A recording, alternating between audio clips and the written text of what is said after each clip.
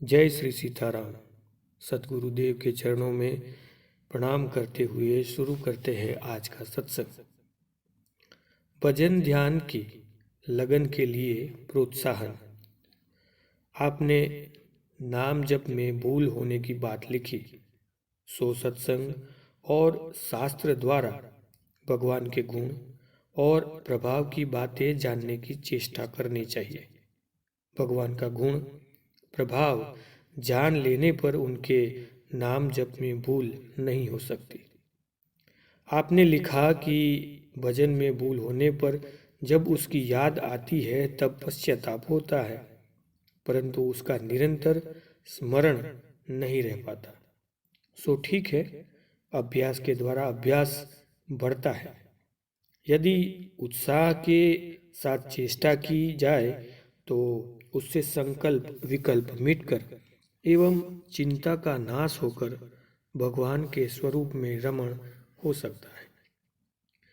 भगवान के भजन ध्यान की लगन के समान संसार में कोई वस्तु नहीं है। लगन उसी का नाम है जिसमें अपने शरीर का भी ज्ञान न रहे। भगवान के प्रति प्रेम बढ़ाने में अपना तन मन धन सब कुछ लगा देना चाहिए। भजन सत्संग का तीव्र अभ्यास करने से पापों का जल्दी ही नाश हो सकता है। भजन निष्काम भाव से ही होना चाहिए। सत्संग और भजन के द्वारा संसार की मिथ्या वस्तुओं की इच्छा न रखना ही निष्काम भाव है। मृत्यु को हर समय याद रखना चाहिए। संपूर्ण संसार तथा शरीर को क्षण भंगुर समझना चाहिए।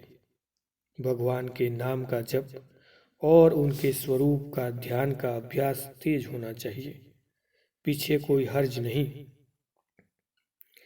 भजन ध्यान करने पर यदि भगवान इस जन्म में नहीं मिलेंगे तो दूसरे जन्म में उत्तम योनि तो मिलेगी ही।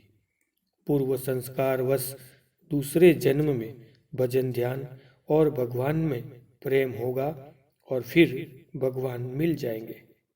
इस प्रकार दूसरा भी जन्म हो तो कोई हानि की बात नहीं है, परंतु चेष्टा तो ऐसी ही करनी चाहिए कि इसी जन्म में भगवान मिल जाए।